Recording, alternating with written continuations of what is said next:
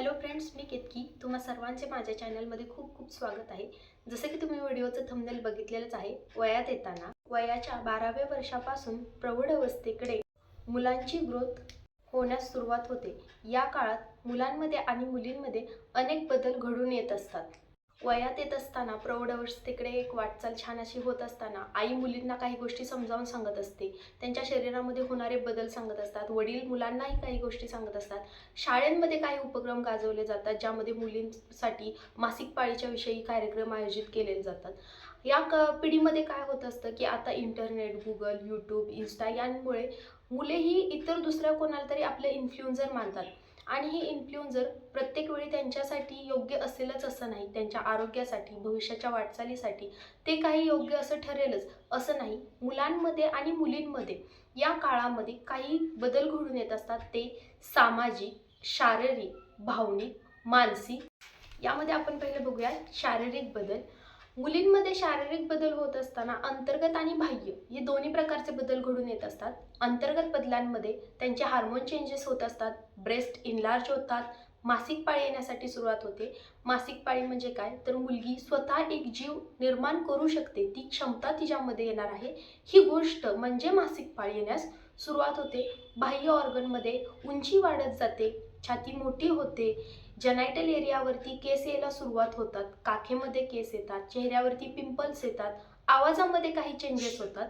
मुलांमध्येही same हेच घडत असतं. अंतर्गत आणि बाह्य बदल घडून येत असतात. अंतर्गत बदलांमध्ये त्यांचे हार्मोन चेंज होत असतात, आवाज त्यांचं स्वरयंत्र बदलत असतं, आवाज घोगरा होतो. बाह्य बदलांमध्ये उंची वाढते, छाती फुगीर होते, त्यांची बॉडी लँग्वेज वेगळी होते, बोलण्याची टेक्निक, सांगण्याची पद्धत ही जेनेटिकवरती अवलंबून येत राहते. मुलांच्याही चेहऱ्यावरती पिंपल्स येतात, दाढी यायला सुरुवात होते, मिशी यायला सुरुवात होते. त्याचबरोबर ते स्वतःचं अस्तित्व निर्माण करण्यासाठी त्या अवस्थेमध्ये आलेले असतात. त्यानंतर होत असतात भावनिक बदल. मुलांमध्ये आणि मुलींमध्ये दोघांमध्येही सेमच भावनिक बदल होत असतात.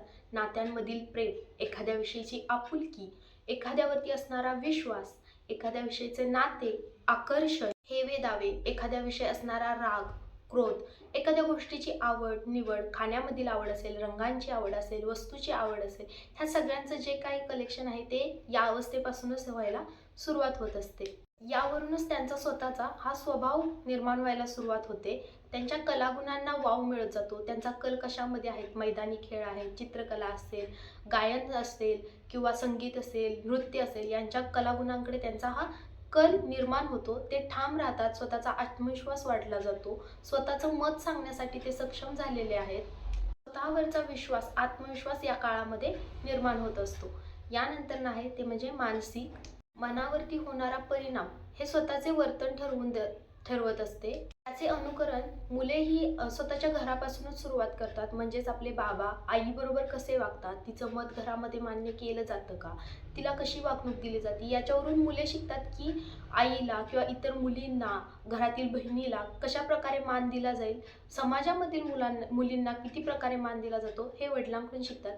आणि आईकडून मॅनेजमेंट, जबाबदारी, आपुलकी, मर्यादा या गोष्टी मुली या वयामध्ये शिकून घेतात. मानसिकतेवरती जो काही परिणाम होईल तोच त्यांच्या वर्तनातून दिसून येतो. समजा जसं की मी सांगितलं, एखाद्या इन्फ्लुएन्सरला ते फॉलो करत असतील आणि तो जर व्यसनी असेल तर मुलेही तेच होतात, त्यांना तेच व्यसन लागतं, त्या व्यसनांच्या आहारी जातात, वाईट संगत निर्माण होते. जो काही मनावरती परिणाम होईल तो सगळा त्यांच्या चारित्र्यावरती दिसून यायला सुरुवात होते या वयामध्ये. त्यानंतर आहे सामाजिक. आजूबाजूवरील वातावरण, पर्यावरण, आपला स्वतःचा, घरच्यांचा, देवावरील असणारा विश्वास, सामाजिक मर्यादा, कायदे, माणुसकी, सहानुभूती. ज्या समाजामध्ये तुम्ही वावरता त्या समाजाचा ठळकपणे ठसा हा तुमच्यावरती उतरत असतो. प्रौढ अवस्थेचा महत्त्वाचा टप्पा म्हणजे वयात येताना हा 12व्या वर्षातील असतो. यामध्ये मुलांना खूप सतर्क राहणे गरजेचे असते. आपल्या आईवडिलांनाच इन्फ्लुएन्सर मानणे, कारण आई जशी वागेल तसेच सेम मुली वागतात आणि वडील जे काय वागतील तेच बघून मुले वागतात. एक भविष्याचा महत्त्वाचा पाया म्हणजे या वर्षापासून तुमचा सुरुवात झालेला असतो. तुम्हाला हा व्हिडिओ कसा वाटला हे कमेंट्स करून नक्की सांगा. नवीन असाल तर चॅनलला सबस्क्राईब करा आणि व्हिडिओ आवडला असेल तर लाईक करा.